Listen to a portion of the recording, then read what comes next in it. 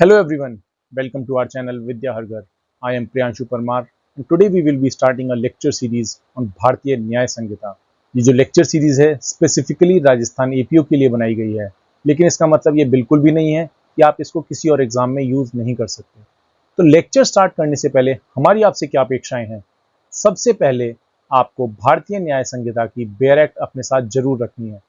हमारे लेक्चर में कोई भी चीज़ आपको ऐसी लगती है जो इम्पोर्टेंट है या आपको कुछ हमारे लेक्चर से समझ आता है जो आपको पहले से नहीं पता है, उसको आप भारतीय न्याय संहिता में वहीं पर स्क्रिबल करेंगे जहां पर सेक्शन दे रखा है। हमारे पढ़ाते वक्त आपको जो समझ आ रहा है वो सिर्फ आपकी प्रॉपर्टी है और किसी को वो पर्सपेक्टिव नहीं मिलेगा, और यही पर्सपेक्टिव आपका जो विजन है वही आपको एग्जाम में सिलेक्शन दिलाता है। अब जब आपने भारतीय न्याय संहिता ले ली है तो फिर आपको क्या करना है, हमारे लेक्चर्स शांति से देखने हैं। उसमें जो ट्रिक्स, इंफोग्राफिक्स या फिर जो भी हमने डायग्राम्स बनाए हुए हैं वो आपको रिटेंशन में हेल्प करेंगे।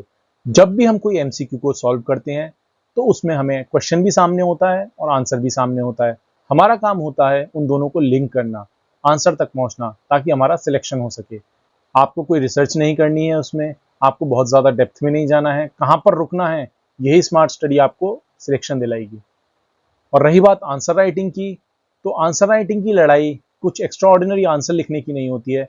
लड़ाई सिर्फ दो चीज़ की होती है। पहली, कि आप आंसर्स कंप्लीट कर रहे हैं, यानी कि आपकी स्पीड ठीक है।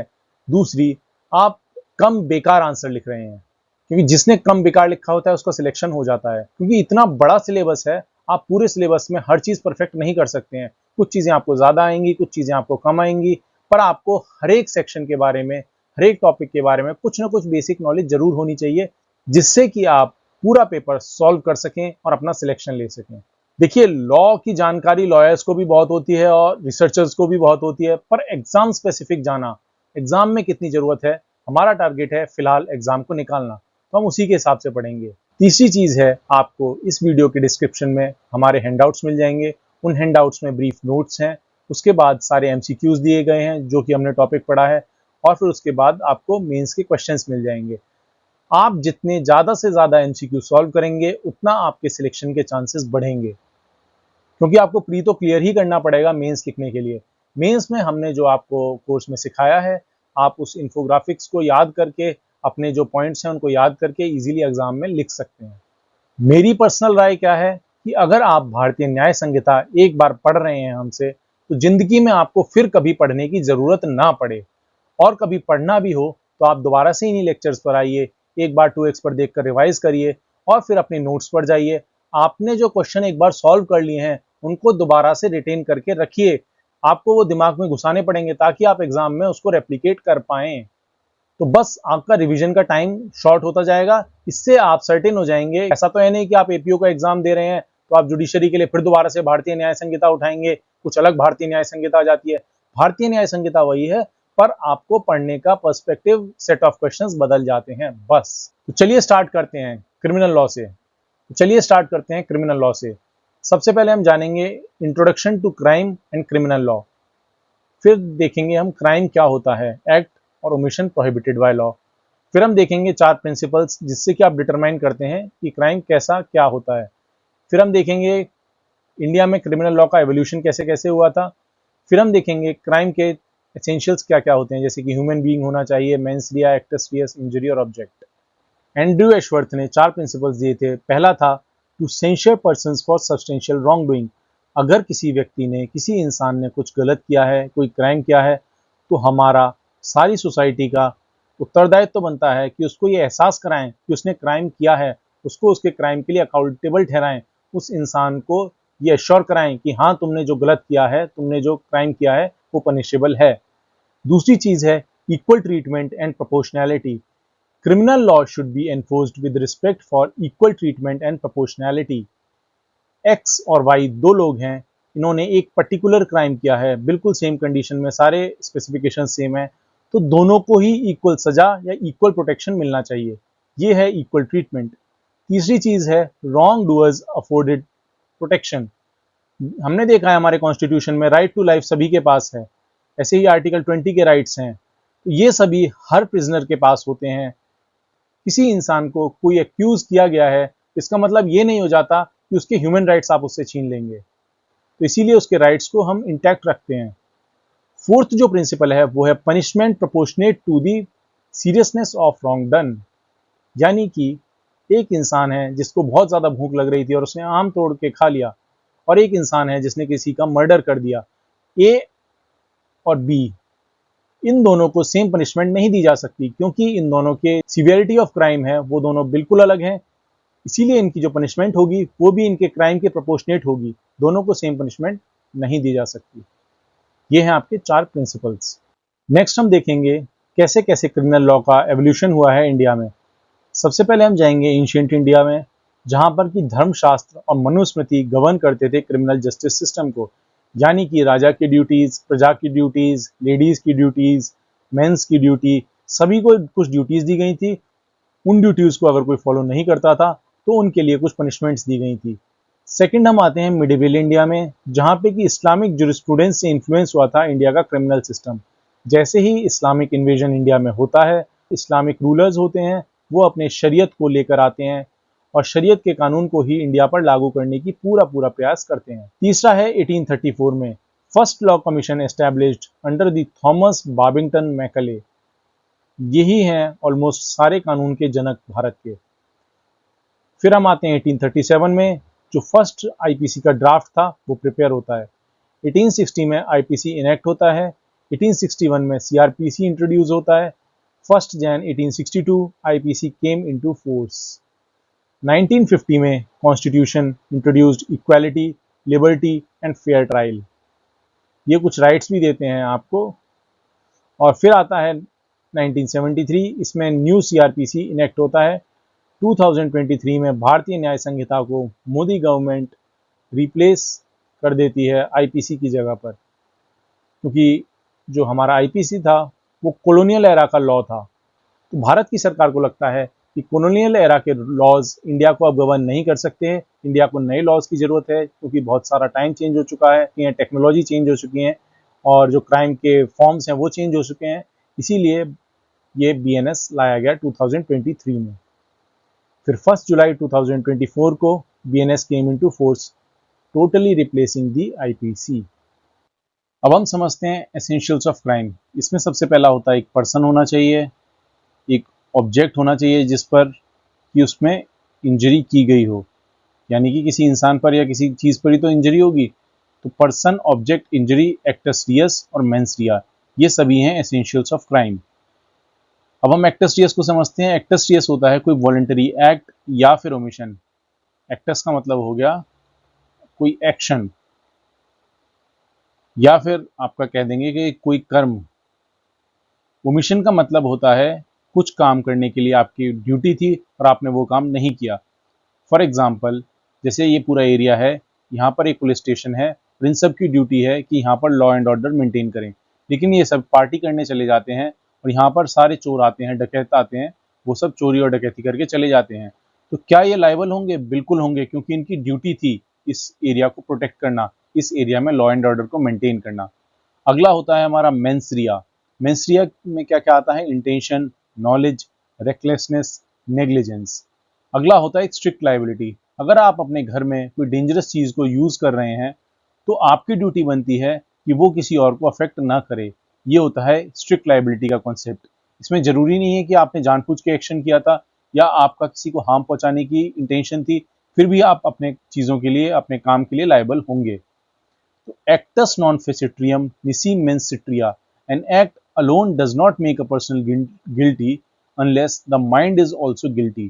तो क्राइम के लिए क्या एसेंशियल है? एक्टस रियस, मेंस रिया और इन दोनों के बीच में कॉन्करेंस। इसे हम बोलते हैं प्रिंसिपल ऑफ कॉन्करेंस। यानी कि एक्टस रियस और मेंस रिया उसी काम के लिए अगर कॉन्करेंटली यूज किए जा रहे हैं तो इसे हम क्राइम मानते हैं। एक डायग्राम है, इसके थ्रू हम एलिमेंट्स ऑफ क्राइम को समझेंगे। एक्टस रियस होता है यानी कि गिल्टी एक्ट, मेंस रिया हो गया आपका गिल्टी माइंड, कॉन्करेंस मतलब हो गया fusion between actus reus and mens rea. Mens rea को आप डिवाइड कर सकते हैं गिल्टी माइंड क्राइम्स में और स्ट्रिक्ट लाइबिलिटी में। इसमें बेशक आपका मन नहीं था, फिर भी आप अकाउंटेबल होंगे। गिल्टी माइंड के क्राइम्स में आते हैं इंटेंशनल रॉन्ग्स, नॉलेज और लाइकलीहुड ऑफ रॉन्ग्स और रॉन्ग्स कॉज्ड बाय रैश और नेग्लिजेंट एक्ट। इंटेंशनली आप एम करके किसी काम को किसी को मारते हैं तो उसका मतलब हो गया इंटेंशनल रॉन्ग। ये हाईएस्ट स्टेट ऑफ माइंड है गिल्टी माइंड का।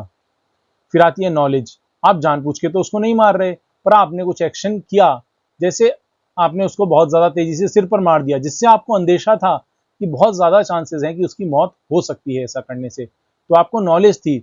इसे हम बोलते हैं medium state of guilty mind. ये कम पनिशेबल होता है। और सबसे कम होता है रॉन्ग कॉज्ड बाय रैश और negligent act, lowest state of guilty mind. यानी कि आपकी रैश ड्राइविंग से किसी की मौत हो जाती है तो उसे हम बोलते हैं रॉन्ग कॉज्ड बाय रैश और नेग्लिजेंट एक्ट। अब हम जानेंगे क्राइम, ऑफेंस और इसके वेरिएंट्स। क्राइम क्या होता है और ऑफेंस क्या होता है? क्राइम एक ब्रॉड और जेनरिक कॉन्सेप्ट है, जबकि ऑफेंस स्पेसिफिक होता है। आपके आईपीसी, बीएनएस, सीआरपीसी इन सब में क्राइम को डिफाइन नहीं किया गया, लेकिन ऑफेंस को डिफाइन किया गया है कि ये ऑफेंस है, अगर आपने ऐसा किया तो ये ऑफेंस माना जाएगा और इस ऑफेंस की ये सजा होगी। तो इसके डिफाइंड इंग्रेडिएंट्स होते हैं, प्रिस्क्राइब्ड पनिशमेंट होती है। ये जनरल रॉन्गफुल एक्ट होता है। अब हम समझते हैं वेरियस टाइप्स ऑफ क्राइम, यानी कि cognizable versus non cognizable. Cognizable का मतलब होता है पुलिस में arrest without any warrant. Non cognizable में पुलिस ऐसा नहीं कर सकती। दूसरा होता है बेलेबल और नॉन बेलेबल। बेलेबल में बेल एक राइट होता है आपके पास, जबकि नॉन बेलेबल में कोर्ट की डिस्क्रिशन होती है कि वो आपको बेल देना चाहते हैं या नहीं। तीसरा होता है compoundable versus non compoundable. Compoundable में आप सेटलमेंट कर सकते हैं, जबकि नॉन कंपाउंडेबल में प्रोसिक्यूशन कंटिन्यू होता है, नेसेसरी होता है। अगला कॉन्सेप्ट आता है plea bargaining for eligible offences. Plea bargaining होता है कि एक्यूज्ड प्लीड करता है गिल्टी फॉर लेस पनिशमेंट। ये हम देखेंगे आगे सीआरपीसी में। अब आते हैं क्राइम क्या होता है। Crime is an act or omission prohibited by law and punishable by the state. Every crime is a legal wrong but every legal or moral wrong is not a crime. देखो, ये legal wrongs हैं, ये morals हैं, और इन दोनों के बीच में crime आता है। हमारे लिए सबसे ज्यादा इंपॉर्टेंट है, क्योंकि हम क्रिमिनल लॉ पढ़ रहे हैं, तो क्राइम्स को जानना। क्राइम क्या होता है? जो प्रोहिबिटेड बाय लॉ होता है, पनिशेबल बाय स्टेट होता है, ऑफेंस अगेंस्ट सोसाइटी जैसे कि murder, theft, rape, cheating, robbery. Moral wrong हो गया, आपने झूठ बोल दिया। ये सब आपको अंदर से दुखी कर सकते हैं या धार्मिक रूप से सही नहीं हो सकते, पर इसके लिए आपको कोई पनिशमेंट नहीं मिलती। क्राइम का मेन रोल क्या है? क्राइम को प्रोटेक्ट करना है सोसाइटी को, पीस, ऑर्डर और जस्टिस मेंटेन करने के लिए। नेक्स्ट हम जानेंगे मेंस रिया की पोजीशन क्या है इंग्लैंड और इंडिया में। देखिए, इंग्लैंड में जो एक्टस नॉन फेसिट्रियम निसी मेंस सिट्रिया, ये जो कॉन्सेप्ट है ये इवॉल्व हुआ है आपके कोर्ट के केसेस से, जबकि इंडिया में भी मेंस रिया कहीं डिफाइंड तो नहीं है। लेकिन आपको बीएनएस अभी आप पढ़ेंगे तो उसमें देखेंगे आप intentionally, knowingly, dishonestly, fraudulently, voluntarily, reason to believe, rashly, negligently, ये सारे टर्म्स मेंशन है। इनकी जो अथॉरिटी है वो स्टेट्यूट से आती है, आपके लॉज से आती है। तो ये ही डिफरेंस है इन दोनों में, बाकी आपको ज्यादा डेप्थ में जाने की जरूरत नहीं है। नेक्स्ट जो कॉन्सेप्ट आता है स्टेजेस ऑफ क्राइम, ये बहुत एक इंपॉर्टेंट कॉन्सेप्ट है। सबसे पहले हम इंटेंशन होती है। अभी हम एक एग्जाम्पल लेके चलते हैं, जैसे कि आपके एपीओ के एग्जाम का नोटिफिकेशन आता है, तो आपकी इंटेंशन होती है, आपके मन में कुछ भाव प्रकट होता है कि हाँ मुझे एपीओ बनना है। फिर अगला स्टेप आता है प्रिपरेशन। जब आपने कहा कि चलो मुझे अब एपीओ बनना है, तो कैसे बनना है? तो आपने कहा मैं विद्या हर घर चैनल पर जाऊंगा और बीएनएस के लेक्चर्स को अटेंड करूंगा, और जो जो चीज़ें बताई गई हैं, जैसे जैसे बताई गई हैं वैसे वैसे फॉलो करूंगा। सबसे पहले मैं लेक्चर्स को देखूंगा, फिर मैं अपने बेयर एक्ट के साथ बैठूंगा जो नोट्स बनाऊंगा, फिर मैं हैंड आउट्स में जाके क्वेश्चंस को सॉल्व करूंगा और फिर रिवीजन करूंगा। तो यह आपका प्रिपरेशन हो गया। आपने जो आपका टारगेट था, आपका जो एम था, उसके लिए आपने प्रिपेयर किया, आपने प्लान्स को एग्जीक्यूट किया। फिर होता है अटेम्प्ट। अटेम्प्ट का मतलब है आप पेपर में जाएंगे, आप पेपर को अटेम्प्ट करेंगे और क्वेश्चंस और आंसर जो आपने देखेंगे कि ये सब पढ़ाया गया था, ये इस एग्जाम में आया है, वो आप वैसे का वैसे ही मार्क कर देंगे। तो ये हो गया अटेम्प्ट, जो आपने प्रिपरेशन में किया था उसको अटेम्प्ट कर दिया। और लास्ट में होता है कमीशन। जब आपने एग्जाम कंप्लीट कर दिया, आपका सिलेक्शन हो गया, आप एपीओ बन गए, तो ये हो गया कमीशन। ऐसे ही हम इसको क्राइम के रूप में देखेंगे तो इंटेंशन मतलब हो गया मियर थॉट, आपने बस सोचा कि मैं ऐसा करूंगा। क्या ये पनिशेबल होगा? नहीं। प्रिपरेशन पनिशेबल होगा? जनरली नहीं होता पनिशेबल। अटेम्प्ट पनिशेबल होता है अगर डायरेक्टनेस है, और कमीशन तो ऑब्वियसली पूरी तरह से पनिशेबल है ही। तो हम देखते हैं स्टेजेस ऑफ क्राइम एक डायग्राम से। इंटेंशन, इंटेंशन होता है process begins in the mind of a person. Intention alone is not punishable, law punish नहीं करता है क्योंकि आपने बस कोई सोच लिया। और पनिश करोगे भी कैसे, आप प्रूव कैसे करोगे कि किसी ने क्या सोचा? आप किसी के मन की बात जब तक कि वो किसी को बता नहीं देता, आप प्रूव कैसे करोगे कोर्ट में? और अगर प्रूव करने का, अगर हम इंटेंशन को पनिश करने लगे तो हर इंसान को आप पनिश कर दोगे, ये मेरे बारे में ऐसे सोच रहा है बिना प्रूफ के ही। तो इंटेंशन पनिशेबल नहीं होता है। ए ने बी को मारने का सोचा कि बस गुस्सा आता है, तो इसका मतलब ये नहीं हो जाता कि हमने वो क्राइम कर दिया, क्योंकि फिर हमें हमारे मॉरल्स और एथिक्स उससे पीछे हटा देते हैं। दूसरी चीज होती है प्रिपरेशन। पर्सन मेक्स अरेंजमेंट और prepares the means for committing the offence. Preparation अपने आप में पनिशेबल नहीं होता, कुछ ही केसेस होते हैं जिसमें पनिशेबल होता है, जैसे कि वेजिंग वॉर अगेंस्ट स्टेट। अगला हो गया आपका टेररिस्ट एक्टिविटी की प्रिपरेशन। ये सब चीज़ें पनिशेबल होती हैं प्रिपरेटरी स्टेज पे, जो कि जब भी कानून में दी गई होंगी। अटेम्प्ट तो पनिशेबल होता है, ए बी के पास गया, उसने पिस्टल तान दी, मारने से पहले तक जब तक बी नहीं मरा, वो सारी चीज़ें आएंगी आपकी अटेम्प्ट में। कमीशन, कमीशन मतलब उसने मार दिया, बी मर गया, ये तो कमीशन हो गया और ये तो बिल्कुल ही पनिशेबल होता है। अब देखते हैं हम टेस्ट टू डिटरमाइन अटेम्प्ट। कोई भी ऑफेंस करने से पहले प्रॉक्सिमिटी टेस्ट को हम चेक करते हैं कि ऑफेंस होने के कितने पास था। जैसे कोई खाना है और आपने उसमें जहर मिला दिया और आपने उसको सर्व कर दिया, तो आप कितना क्लोज थे क्राइम को करने में, ये डिटरमाइन करते हैं हम प्रॉक्सिमिटी टेस्ट से। अगला जो टेस्ट होता है लोकस पोइंटेंशियाई टेस्ट, हो सकता है मैं गलत प्रोनाउंस कर रहा हूँ। इसमें होता है अपॉर्चुनिटी टू रिपेंट। कोई भी इंसान क्राइम करने जब जाता है तो हर स्टेज पे उसके पास एक मौका होता है कि वो विड्रॉ कर ले, ताकि वो एट प्रिपरेशन ही रह जाए। हो सकता है उसका दिमाग बदल जाए, जैसा हमने महाभारत में देखा था, अर्जुन श्री कृष्ण के साथ अपने भाइयों के सामने खड़े हुए थे, तो कहते हैं ये सभी मेरे भाई हैं, चाचा ताऊ और मेरे दादा हैं, इन सब से मैं कैसे लड़ सकता हूँ, मैं कैसे मार सकता हूँ। मतलब वो विड्रॉ करना चाह रहे थे, क्राइम जस्ट करने से पहले वो विड्रॉ करना चाह रहे थे। तो हर इंसान के अंदर एक अच्छाई होती है जो शायद कभी भी जग जाए, और उसकी वजह से वो विड्रॉ कर सकता है क्राइम करने से। इसके लिए ये टेस्ट बनाया गया है। तीसरा होता है इक्विवोकैलिटी टेस्ट। क्या does conduct clearly indicate intent to commit the crime with no innocent explanation? अगर कोई इंसान ने क्राइम कमिट कर दिया है तो क्या हम ये भी मान सकते हैं कि उसकी इंटेंशन भी वही थी क्राइम करने की, और हमें उसको कोई मौका नहीं देना चाहिए एक्सप्लेनेशन का?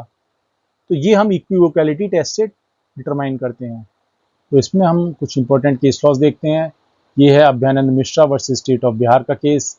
इसमें फोर्ज्ड क्वालिफिकेशंस भाई साहब ने सबमिट कर दी थी और उन्होंने कहा कि अभी तो मैं प्रिपेयर ही कर रहा था, तो कोर्ट ने उनकी बात नहीं मानी थी और कहा था submission cross the preparation into attempt. फिर आता है आर वर्सेस प्रिंस का केस 1875 का। ये केस बहुत इंपॉर्टेंट है। एक्यूज ने गर्ल को ले लिया कि वो ओल्डर है और उसके साथ अनलॉफुल एक्ट किया, ये बोलकर मुझे तो लगा ये बड़ी है। तो इसमें हेल्ड किया गया था कोर्ट द्वारा कि mistake of age is not excuse, you are liable. अगला केस है Nathulal versus state of MP का। Unless statute excludes mens rea, criminal intention is established. अगला देखते हैं हम classification of wrongs by mens rea. Level 1 होता है इंटेंशन, यानी कि इसमें हाईएस्ट ब्लेम आता है। लेवल 2 होता है नॉलेज, किसी को अंदेशा करना कि हो सकता है मेरे एक्शन से किसी को हार्म हो जाए। तीसरा होता है रैश और नेग्लिजेंट रॉन्ग्स, इसमें कि लोएस्ट ब्लेम आता है। इंटेंशन में इमीडिएट पर्पस होना जरूरी है, यानी कि I want to kill someone, ये हो गई आपकी इंटेंशन। और मोटिव होता है I killed someone for revenge, यानी कि मेरे पास एक रीजन था, एक वजह थी मारने की, उसे बोलते हैं हम motive. It's generally not essential, motive ज़्यादा एसेंशियल नहीं होता अगर आपने किसी को मार दिया है, पर कभी कभी ये आपके कंडक्ट को एक्सप्लेन करने के लिए ज़रूरी हो जाता है कि इसने इसको मारा है और इसके पीछे ये इसका मोटिव हो सकता है, तब हम एक्सप्लेन कर पाते हैं क्राइम में ये इसका मोटिव रहा होगा। और इंटेंशन मियरली डिटरमाइन करता है आपकी लाइबिलिटी को। मोटिव हो सकता है अच्छा भी हो, पर इंटेंशन गिल्टी हो सकती है, और मोटिव बुरा ना हो पर क्रिमिनल इंटेंशन हो सकती है, दोनों ही चीज़ें। तो क्लासरूम इलस्ट्रेशन है कि ए ने बी को इंटेंशनली पॉइजन दिया, तो उसने एक्टस्टियस तो फॉर्म कर दिया, मेंस्ट्रिया भी हो गया, क्योंकि उसने मारने के लिए ही जहर दिया था, तो कॉन्करेंस हो गई और क्राइम एस्टेब्लिश हो गया। ए एक्सीडेंटली हिट करता है बी को वाइल ड्राइविंग, तो इसमें एक्टस रियस तो है, मेंस रिया नहीं था, इसीलिए क्रिमिनल लायबिलिटी नहीं होती। ए सेल्स एडल्टरेट फूड, तो इसमें एक्टस रियस और मेंस रिया तो रिक्वायर ही नहीं है, क्योंकि स्ट्रिक्ट लायबिलिटी ऑफेंस हो जाता है। आप किसी में मिलावट कर रहे हैं तो वो तो हार्म करेगा ही, आपके लिए इसके लिए स्ट्रिक्टली लायबल है। तो अब रिवीजन करते हैं हमने क्या क्या पढ़ा है। क्राइम क्या होता है, एक्टस रियस मेंस रिया का कॉन्करेंस को क्राइम बोलते हैं। मेंस रिया क्या होता है, इंटेंशन, नॉलेज, रेकलेसनेस। और 4 स्टेजेस ऑफ क्राइम आपको याद है, इंटेंशन, प्रिपरेशन, अटेम्प्ट और कमीशन। ऑफेंस का हम क्लासिफिकेशन कैसे कैसे करते हैं, cognizable, non cognizable, bailable, non bailable, compoundable, non compoundable और प्ली बार्गेनिंग का कॉन्सेप्ट मैंने आपको समझाया था।